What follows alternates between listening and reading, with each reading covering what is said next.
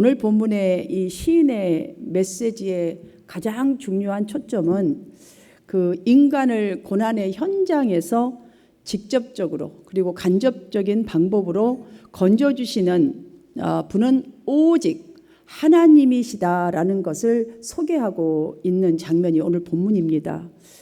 사실 우리가 지난 엿새 동안의 이 삶만 돌아보아도 다양한 희노애락이 그 현장 속에 있었습니다.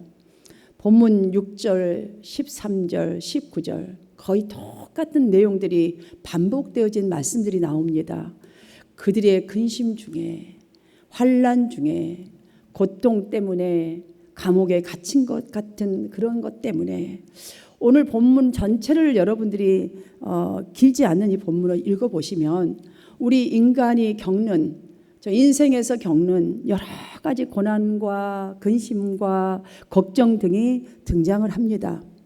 그러나 중요한 것은 그 고난의 이 사이사이에 건져주신 하나님을 찬양하고 있다는 것, 감사하고 있다는 이 해피 엔딩의 분위기가 중심이 되고 있다는 이 사실을 볼 때에 너무너무 놀라운 메시지가 아닐 수가 없고, 우리가 소망 가운데서 하나님의 백성을 향한 이 주님의 마음을 좀 기억했으면 너무너무 좋겠다. 그럼 얼마나 힘이 되고 얼마나 주님을 잘 의지할까라는 바람이 막 생기게 됩니다.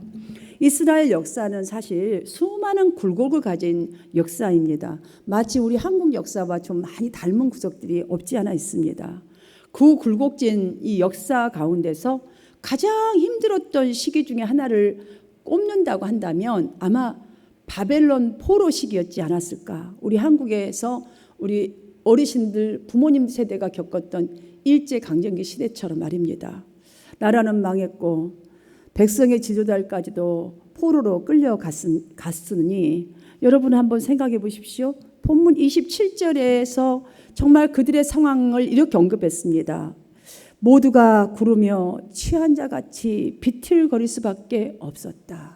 맞습니다. 이러한 상황이라면 정말 희망이 아마 보이지 않았을 거예요.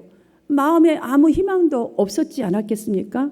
그러나 이러한 암흑기, 정말 희망이 하나도 없는 것 같은 암흑기 가운데서도 하나님이 개입하시기 시작하니까 놀라운 일이 일어났다는 것이 시인이 강조하고 있는 메시지입니다. 그러니까 우리가 귀를 열어야 되겠죠. 여러분, 제가 어느 예를 하나 여러분께 얘기해 드리겠습니다. 스웨덴 출신인 선교사님이 이제 사모님과 함께 인도네시아 그 자바 섬이라는 아주 조그만 섬으로 가서 복음을 이제 전하기 시작을 했습니다. 그런데 사모님이 날이 갈수록 이렇게 심한 향수병에 걸렸습니다. 문화 충격도 심했고 또 뭐 터놓고 말할 대상도 없고, 대화가 돼야지 대상을 하지요. 언어가 안 되니 날이 갈수록 점점 향수병에 걸렸습니다. 그런데 어느 날 사모님이 내가 이러려고 왔나, 아무 삶의 의미도 느껴지지 않고 손가락 하나 까딱할 수가 없이 힘이 없습니다. 그런데 어느 날 사모님의 눈에 스웨덴제 이 성냥갑 하나가 눈에 딱 띄었습니다. 그걸 보자마자 이 사모님은 혼잣말로, 이제 속에서 혼잣말로, 성냥갑아 너는 고국을 떠나 왜 여기까지 뭐하러 왔니?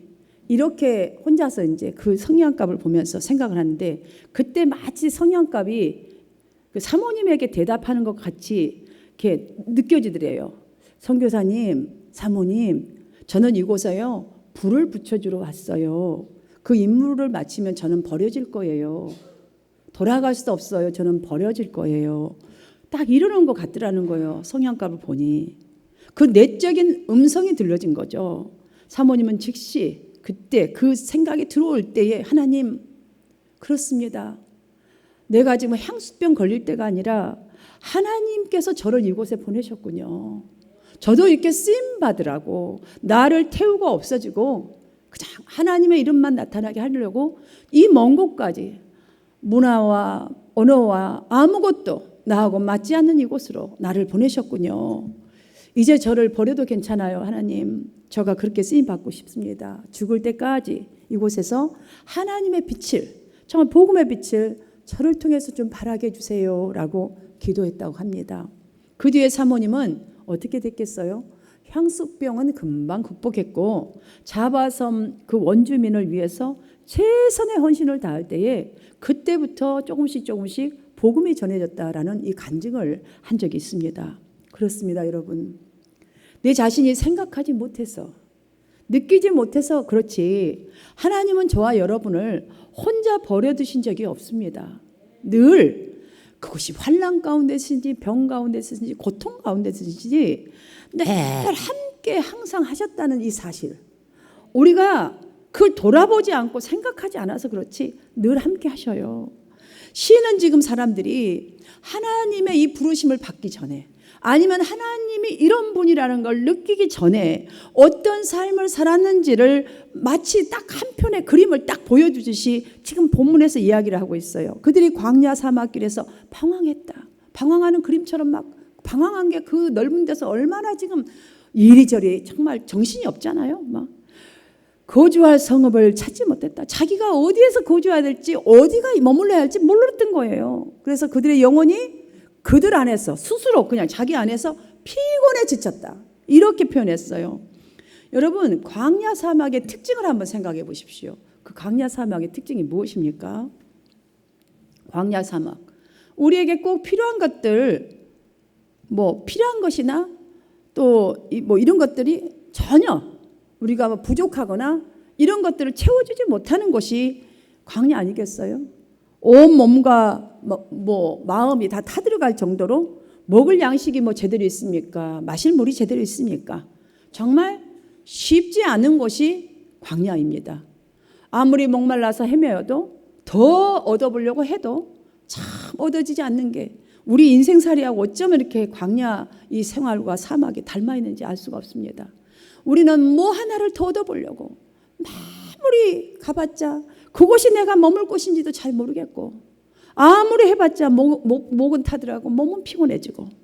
여러분, 정말 이러한 인생의 광야 사막에서 이스라엘 백성들이 거주할 이 성읍으로 인도받았다는 사실, 하나님을 찾아서 와우, 하나님이 이렇게 인도해 주셔서 우리가 정말로 진짜로 거주할 곳이 이것이다, 이걸 받았다는 거, 이 확신, 이 고백, 이것이 기적이지 뭐가 기적이겠어요? 기적이 아닐 수가 없어요.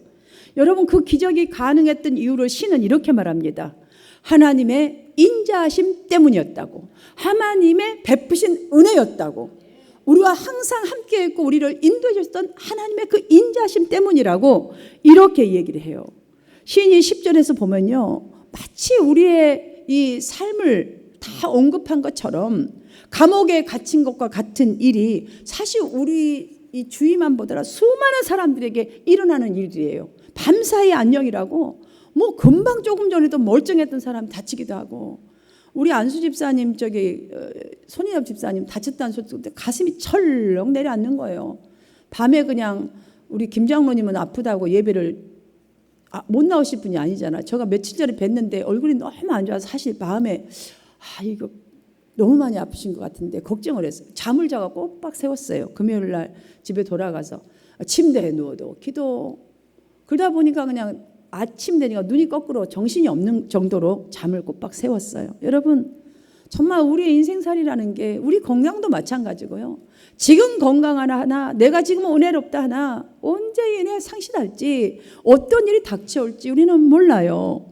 그래서 어떠한 일이 겪게 되면 갑자기 들어닥친 일 때문에 눈물과 흑암과 죽음의 근두에서 살아요. 우리는 그런 고통 중에 우리 정신 상태가 그렇게 살죠. 고통하는 것이 마치 죄수가 감옥에 갇혀서 정말 내 마음대로 활동하지 못하는 것처럼 매이게 된 사람처럼 살게 되죠. 그 시인이 이렇게 표현했잖아요. 너무너무 우리 인생 속에 정말 살아가는 모습의 고통 중에 있었던 때를 이렇게 잘 표현할 수가 없어요. 그들도 그런 고통을 겪었던 것이죠.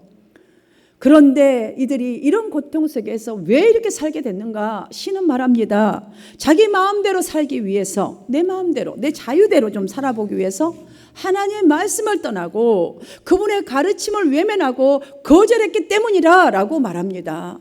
이거를 정확하게 우리 문제점을 지금 얘기하고 있는 거예요. 정확하게 정말 보라는 거예요. 무엇이 진짜로 문제였는지. 이 말씀을 진짜 우리가 잘 기억해야 하겠지만 우리가 다시 눈여겨보아야 할 한 가지가 더 있습니다.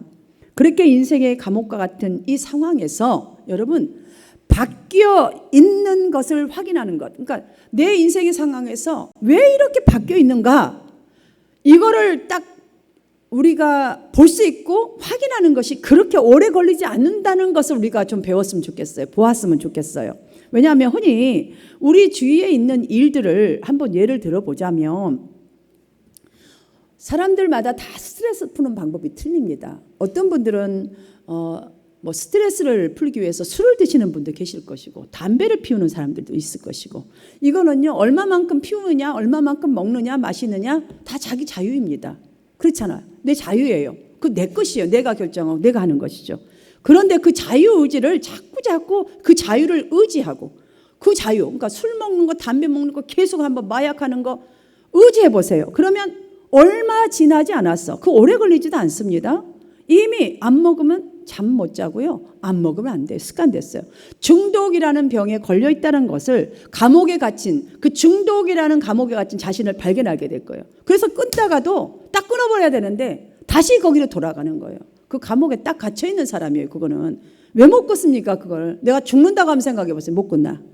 모든 사람들은 자기 나름대로의 방법으로 자유를 누리기 위해서 무엇인가를 하죠. 무엇인가를. 어떤 사람은 쇼핑, 어떤 사람은 스포츠, 어떤 사람은 뭐 드라마, 너무 많죠. 너무 많죠.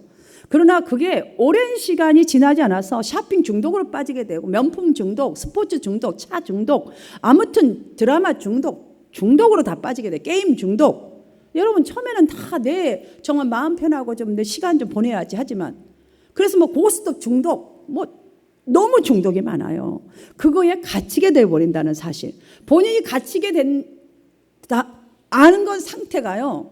이럴 때 이제 알게 될 때 바꿔야 하는데 우리가 알면서도 그 속에서 계속 내 자신을 막 책망하면서도 그 자리에 갇혀 있는 거예요. 여러분 그러나 이 시인이 지금 말한 것처럼 바로 그때에 감옥에 매여 있는 자신을 느껴질 때 발견할 때에 생각할 때에 아 내가 지금 이 중독이네. 아 이 못 끊는 나는 왜 이러는 거야. 주님 나는 왜 이러는지요. 도대체가 똑바로 걷고 싶은데 나는 왜 이러는지요. 이렇게 발견할 때에 내가 이 중독에 지금 갇혀 있구나 느껴질 때에 곧 하나님께서 내 마음을 겸손하게 하시는 시간이다. 이렇게 생각을 바꾸라는 거예요. 그리고 순종 12절 후반에 보십시오. 그들이 엎드려져도 돕는 자가 없도다. 여러분 중독에 빠지면요 여러분 스스로도 잘 되지도 않지만 그 누구도 그 감옥에서 빼낼 사람은 없습니다. 그런데 여러분 스스로가 발견할 때에 아 내가 이 중독이구나 느껴질 때에 부르짖고 기도하고 정말 그거를 끊으려고 결단을 하고 하나님께로 돌이켜서 하나님의 은혜로 채워야지만이 이게 끊을 수가 있는 거예요. 그러면 이제 그때부터 회복이 시작되는 것이죠. 그런데 우리는 감옥이란 것만 발견하고 거기서 계속 자기 자신을 이제 내가 왜 감옥에 들어왔을까 또 스트레스 받고 다시 그 짓을 하는 거예요.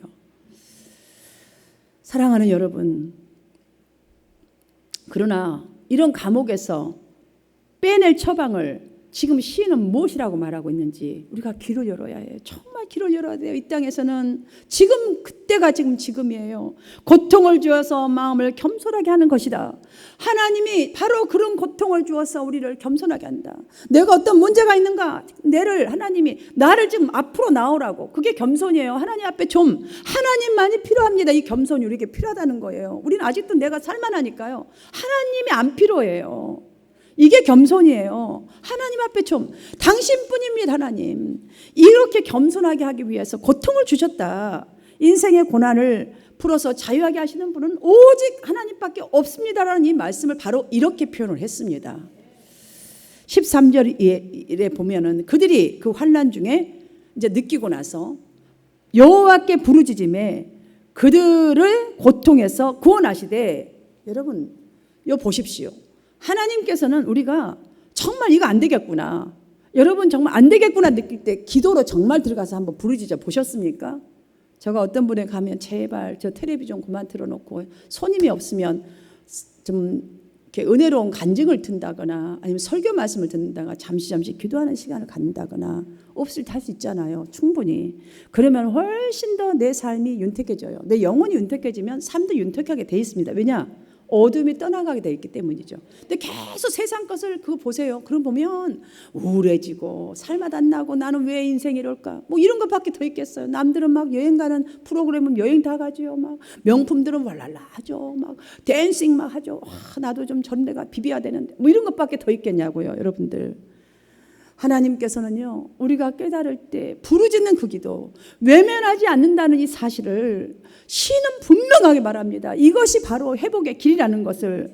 사랑하는 여러분, 이거를 이렇게 알려주고 있는데요, 여러분들 기적이라는 걸 한번 생각해 보십시오. 우리의 한계를 뛰어넘는 게 기적이잖아. 그런데 그 기적이 오려면 어떻게 해야 된다는 방법을 지금 이 얘기를 해주고 있지 않습니까? 이 기적이 가능한 이유로 시는 하나님의 인자하심 때문이라고 분명하게 우리에게 또 반복해서, 여러분 본문 한번 읽어보십시오. 몇 번을 반복해서 이야기해 주고 있습니다. 18절을 보시면 그들은 그들의 모든 음식을 싫어하게 되어 사망의 문에 이르렀도다. 마치요 육신의 질병 완벽하게 이제 사기 이제 얼마 남지 않았습니다. 이런 침상에서 누워있이 계신 분 보세요. 자기 손가락 하나도 제대로 까딱 못해요. 내 몸뚱인데도 불구하고 내 마음대로 안 돼요. 정신은 움직이고 싶은데 내 마음대로 내 몸이 움직이시조차 없는 상태로 죽음만을 기다리는 그런 사람과 같은 고통 중에 있었다는 거예요. 그들이 지금 이 세상이 그러고 있는 것 같아요. 여러분 그렇게 느껴지지 않으십니까? 이 말씀으로 지금 시인이 전하고자 하는 그 메시지는 다시 이런다 할지라도 하나님의 인자하심으로 회복되는데 그 회복 과정에서 하나님이 우리에게 요구하는 것이 있다는 거예요. 그 요구하는 것이 무엇이에요? 여러분, 설교를 듣는 모든 분들 한 분 한 분들이 하나님의 기적을 꼭 경험하면서 승리하시기를 바라면서 이 회복의 과정에서 진정으로 필요한 몇 가지를 우리 본문을 통해서 정리하면서 제가 설교를 마치겠습니다. 회복의 과정에 꼭 필요한 것은 이 시인이 뭐라고 합니까? 하나, 멈춤없는 감사라는 거예요. 멈춤없는 감사. 시인이 1절을 보시면 여호와께 감사라라고 가장 먼저 이렇게 하시면서 말씀을 시작합니다. 여호와께 감사라. 여러분, 인류 최초의 그 사람들이라고 해야죠. 아담과 하와에게는요, 사실 여러분 곰곰이 한번 생각해 보십시오. 사람 가장 나중에 만드시고 그 다음에 또 가정을 또 만들어 주시면서 하나님이 없는 것 없을 정도로요, 먹을거리 사방에 지천에 깔려 있었어요. 사실은 여러분들 다 손만 딱 뻗으면 과일 따먹고요, 발로 움직이면서 뜯어 먹으면 뭐 야채 뭐 다 있었어요. 고기 필요하면 고기 막 널려져 있었어요. 그때는 뭐 하여튼 누우면 어디라도 다 거기가 침대예요. 폭신폭신한 침대예요. 뭐 엉겅 키는 것도 별로 없었잖아요. 그때만 해도 죄가 간영하면서 막 생기기 시작했지 않습니까? 누우면 제일 평안한, 정말 구스다운 덮듯이 편안했고, 앉으면 최고의 응접실처럼 얼마나 아름답습니까? 그 주위가. 그런 응접실이 어디가 있습니까? 내가 곰곰이 생각해 보니까요, 지금 여러분의 삶을 한번 여기다 대비하라고 이 말씀을 드리는 거예요. 그런데도 그것으로 여러분들 만족하지 못했어요. 그들은. 그렇기 때문에 그 하나 하지 마라, 절대로. 이것만큼은. 왜냐하면 우리에게 하나님 원하신 건 달랑 그런 것들이에요. 우리가 할 수 있는 것들이란 말이에요. 저거 하나 하지 말라는데도 베풀어 주신 은혜의 모든 것에 감사하지 못하고 만족하지 못하니까 못된 짓거리 하다가 결국 망했지 않습니까? 여러분 병원에 한번 가보십시오. 불치병, 크고 작은 병, 아니면 갑작스러운 사고 등으로요, 고생하는 사람들이 얼마나 그곳에서는 다 있잖아요. 다 있잖아요. 여러분, 그런데 저와 여러분 지금 우리 어떻습니까? 아파 죽는다고 난리치고요, 뭐 여기 뭐 어쩌고 저쩌고 해도 이 정도면 어떻습니까, 여러분들? 저와 여러분 이민자입니다. 말이 통합니까? 이곳에 누가 도와줄 무슨 끈앞풀이 있었습니까? 여러분 뭐 가방 하나 달랑 들고 왔죠. 누가 오면 여러분 인생을 지금까지 다 책임져 주신 한 분이나 있는가? 부모가 있어도 자식이 있어도 형제가 있어도 해줄 수 없는 일이 있잖아요. 어느 정도는 도움이 될지 모르겠지만 언어 문화 차이 다 여러분 뚫어내고, 이만큼 풍족하게 먹고 마시고 입고, 이만큼 편안한 자리에서 자고, 이만큼 안전하고, 이만큼 건강하고, 오늘까지 이렇게 살고 있으면서 하나님 앞에 예배 드리는 것, 여러분 하나님의 무한한 감사, 무한한 자비, 여러분 우리는 얼마만큼 생각할까요? 얼마만큼? 이만큼 손을 뻗으면 먹을 거 있고, 냉장고 열으면 지치천천입니다. 여러분들 아무리 뭐 전쟁이 일어났다 해도 일주일 한 달 먹을 것은 다 파면 다 있을 거예요. 우리가 살아온 지난 날들을 돌아보면 위기 때마다 정말 죽겠다 할 때마다 기적 같은 일들로 다 하나님은 얼마나 많이 해결해 주셨는지 말할 수가 없어요. 여러분들 솔직히 우리가 한 것 같지만 아니에요. 여러분 죽을 것 같아 죽지 않았잖아요. 여기까지 살았어요. 남한테 돈 빌릴 것 같아도 우리 성도님들 돈 빌린 사람 없어요. 지금 보니까 더 못 모아서 없다고 말하죠. 이 정도면 이 모두 하나님이 보이지 않는 손길이 있었기 때문이고 베푸신 자비 은혜예요. 사실은 우리는 지금 기적의 한가운데 살고 있다는 증거가 아니겠어요? 그런데 우리가 진정으로 내가 기적의 한가운데 내가 지금 있다, 뭐 이사를 왔든 지금 살고 있는 이곳이 기적의 한가운데 있다는 거예요. 이게 그 증거인데 우리가 얼마만큼 생각하고 있냐고요. 시인이 나열한 고통들을 한번 보십시오. 지금 보면요, 당시에 유대인들이 처한 상황이 절망적이었는데 그들이 하나님의 베푸신 은혜를 하나님의 인자하심이라고 느낄 때, 깨달을 때에 하나님의 그 인자하심은 앞으로도 영원히 우리에게 지속될 것이다, 나에게 지속될 것이다, 이렇게 딱 깨닫고 나니까 그 가운데서 감사할 수 있었던 거예요. 이들은 완전히 회복된 게 아닙니다. 여러분들, 이 시인의 고백이 지금 완전히 천국이라서 이 고백을 합니까? 아니에요. 지금 그런 상황 중에 깨닫고 알고 나니까 이 모든 것이 하나님의 은혜요, 앞으로도 영원하기 때문에 하나님을 감사하고 찬양하는 거예요. 여러분, 이 감사를 우리는 뭐라고 말하죠? 선불감사라고 말을 하죠. 여러분, 선불감사가 뭐예요? 하나님이 역사하실 것을 믿을 때 가능한 게 선불감사 아닙니까? 우리 모두에게 이런 감사가 매일매일 터져 나오기를, 작은 것도 미리서 주실 것도 생각하면서 감사를 회복하는 저와 여러분이 되기를 간절히 바랍니다. 우리가 진정으로 하나님이 주시는 그 기적의 회복의 과정에서 우리에게 필요한 또 다른 하나는 그 지금 현장 속에 우리가 하는 모든 뭐 크고 작은 뭐 행복이든 불행이든 간에 그 속에 하나님의 섭리가 있음을 믿는 거예요. 굉장히 중요해요. 이것이 여러분들, 이것을 믿음이 없으면요 우리는 계속 흔들릴 수밖에 없어요. 4절을 보십시오. 그들이 광야 사막길에서 방황했다고 그랬어요. 우리는 정말 매일매일 내 정신도 방황하게 되고 정말 방황하는 일들이 한두 건이 아니에요.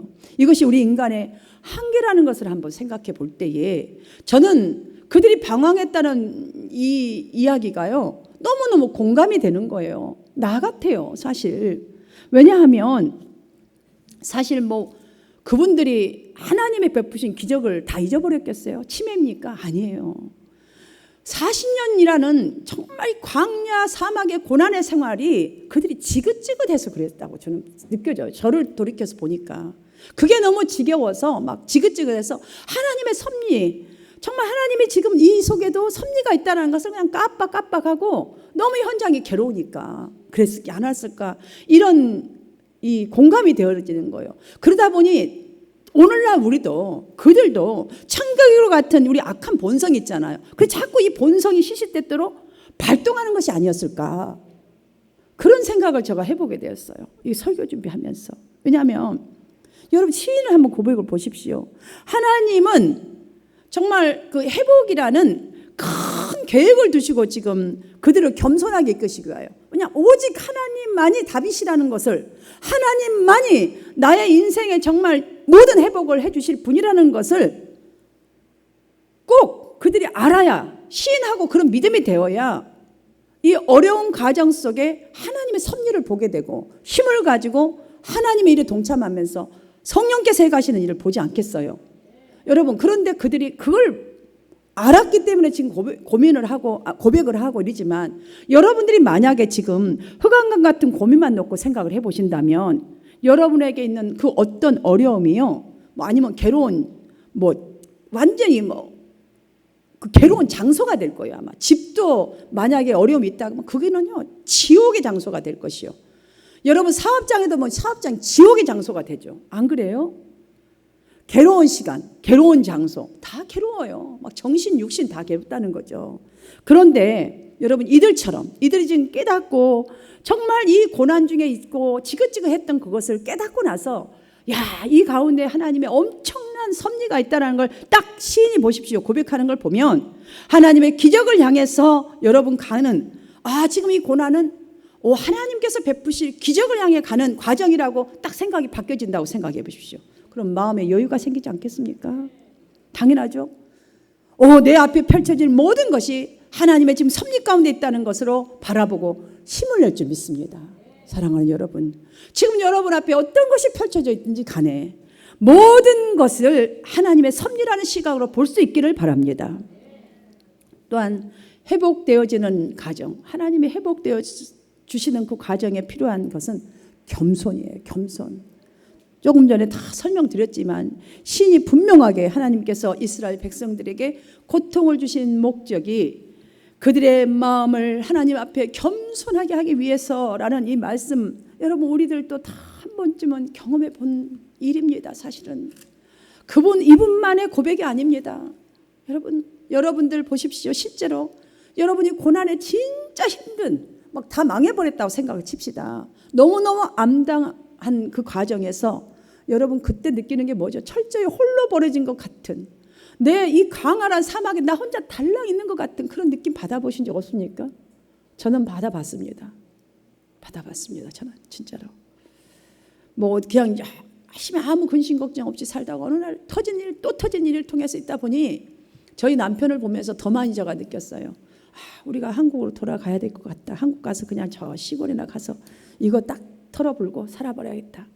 왜냐하면 자, 형통할 때는 주변에 많은 사람들이 모여들지만 막다른 궁지에 처하면요, 아무리 절친했던 사람마저도 등을 돌리는 일이 비일비재하고 내 스스로가 사실 등을 돌려요. 왜냐?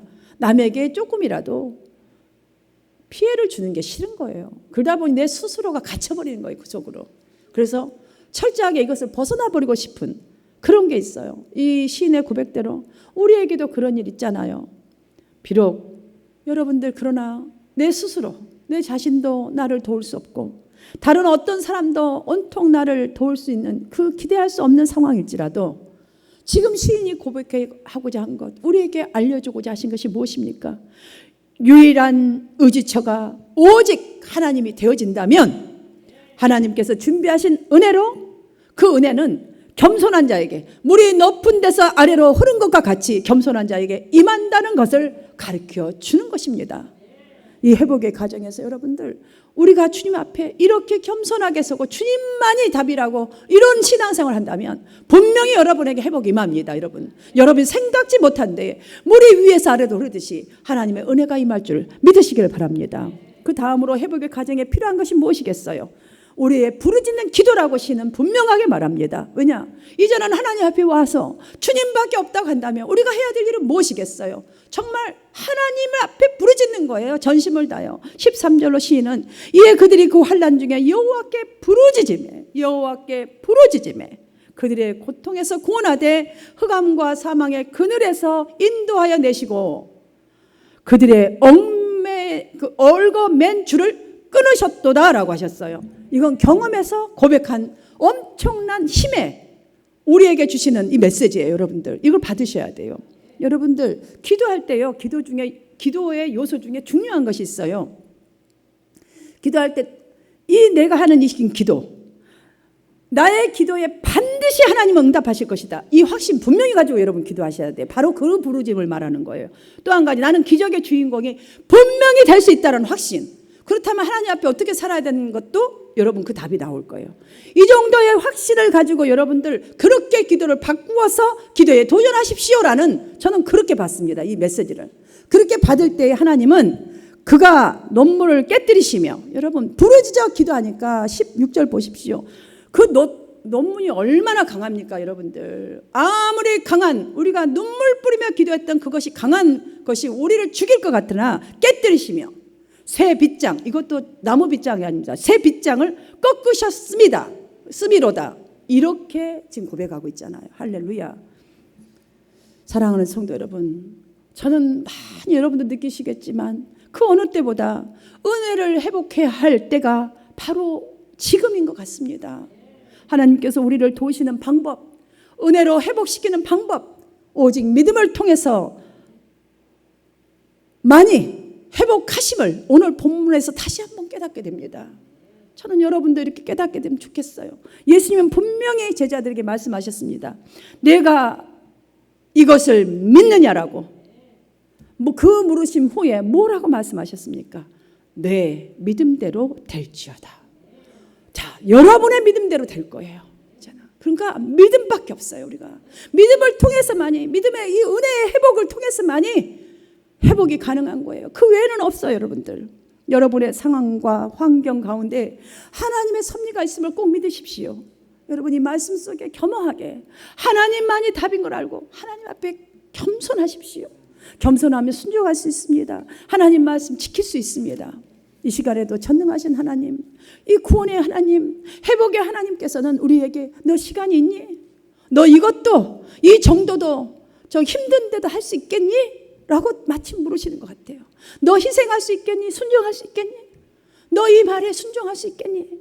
우리에게 물어보고 계십니다. 여러분은 뭐라고 답하시겠습니까? 뭐라고 주님 앞에 지금 현 상황에서 이 시편 기자의 고백처럼 뭐라고 고백하시겠습니까? 아무것도 나는 할 수 없다고, 아직까지는 난 준비되어 있지 않다고, 아무것도 못한다고 대답하시겠습니까?